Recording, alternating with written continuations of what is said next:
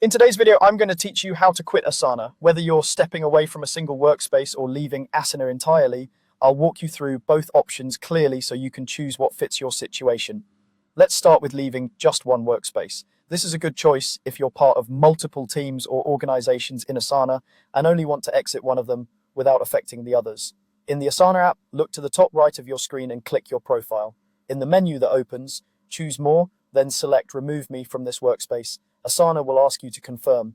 Read the prompt carefully, since leaving means you'll lose access to projects, tasks, and messages in that specific workspace. When you confirm you're out, your teammates will still see the tasks and projects you contributed to there, but you won't be able to open or edit anything in that workspace anymore.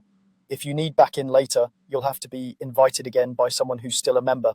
Now, if you're finished with Asana altogether and want to close your personal access across all workspaces and organizations, you'll want to deactivate your account. This goes beyond leaving a single workspace and is intended as a complete exit. To do this, open Settings, go to the Account tab and click Deactivate Account. You'll see a confirmation screen explaining what this means. Deactivation removes your ability to sign in and disconnects you from all workspaces linked to your account. Follow the prompts and confirm to complete the process. A few things to keep in mind as you decide which route to take. Leaving a workspace is reversible if someone invites you back. Deactivating your account is not something you should do lightly since it's meant to fully end your access.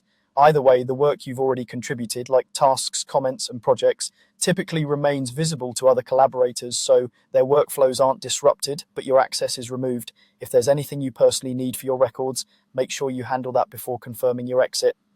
Also, if you collaborate with others, a quick heads up can help them prepare for any ownership or assignment changes after you're gone. To recap, to exit a single workspace, click Profile, choose More, then Remove Me from this workspace and confirm.